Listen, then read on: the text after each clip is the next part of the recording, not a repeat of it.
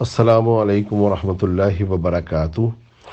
کربلا کا تحقیقی جائزہ 72 صحیح الاسناد حدیث کی روشنی میں پیش خدمت ہے۔ حدیث نمبر 46 سنن نسائی کی حدیث میں ہے کہ سیدنا سعید بن جبیر تابعی رحمہ اللہ بیان کرتے ہیں کہ میں سیدنا عبداللہ بن عباس کے ہمراہ میدان عرفات میں تھا تو آپ نے مجھ سے دریافت کیا، کیا وجہ ہے کہ لوگوں سے تلبیہ یعنی لبیک اللہم لبیک کی آواز سنا ہی نہیں دے رہی؟ میں نے عرض کیا کہ لوگ معاویہ بن سفیان کے منع کرنے کی وجہ سے ڈر رہے ہیں، اس لیے بلند آواز سے تلبیہ کہنے کے بجائے آہستہ آواز میں ہی کہہ لیتے ہیں۔ چنانچہ سیدنا عبداللہ بن عباس غصے کی حالت میں اپنے خیمے سے باہر تشریف لائے اور بلند آواز سے پکارنا شروع کیا،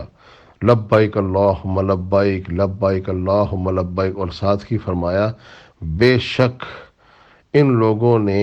علی کے بغض رکھنے کی وجہ سے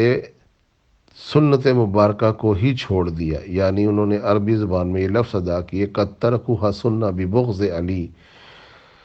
سنن الکبیر للبہقی کی حدیث میں ہے سیدنا سعید بن جبیر تابعی رحمہ اللہ میدان عرفات میں سیدنا عبداللہ بن عباس کے پاس تھے تو انہوں نے سوال کیا، کیا وجہ ہے کہ مجھے لوگوں کا کہ تلبیہ کی آواز سنائی دے نہیں رہی؟ میں نے عرض کیا کہ لوگ حضرت معاویہ سے ڈرتے ہیں، یعنی معاویہ انہیں منع کرتا ہے کہ تم نے یہ کام نہیں کرنا، یعنی رسول اللہ کی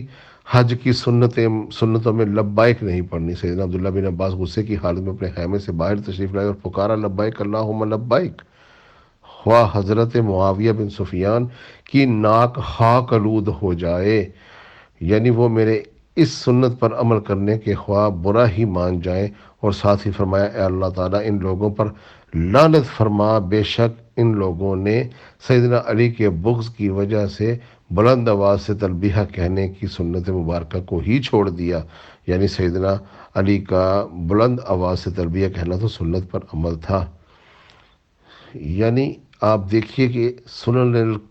کبیر للبہقی کی حدیث آ گئی، سنن نسائی کی حدیث آ گئی۔ ان حدیثوں میں صاف صاف لکھا ہے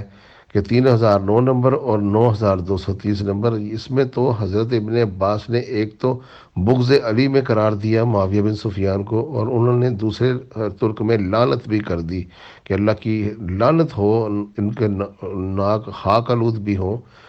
کہ انہوں نے بغض علی میں، یعنی کہ پھر انہوں نے فرمایا کہ بغض علی میں ہوتے ہوئے رسول اللہ کی سنتوں کا ہی تارک ہو گئے۔ اب بغض علی کس میں ہوتا ہے؟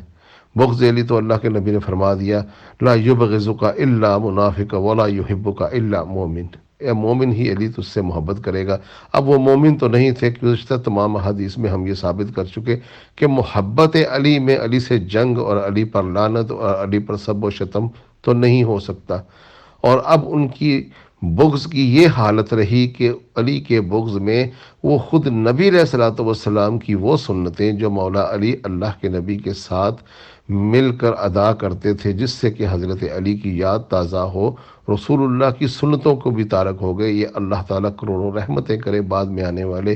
محدثین نے، محققین نے، مورخین نے اور خلفاء نے اور ائمہ حضرات نے ان سنتوں کو زندہ کیا، نہیں تو معاویہ بن سفیان کے بغض کی وجہ سے علی اور نبی کی یہ سنتیں بھی ہم سے جاتی رہتی ہیں، وَلِیَعُوذُ بِاللَّہ۔ اس کے بعد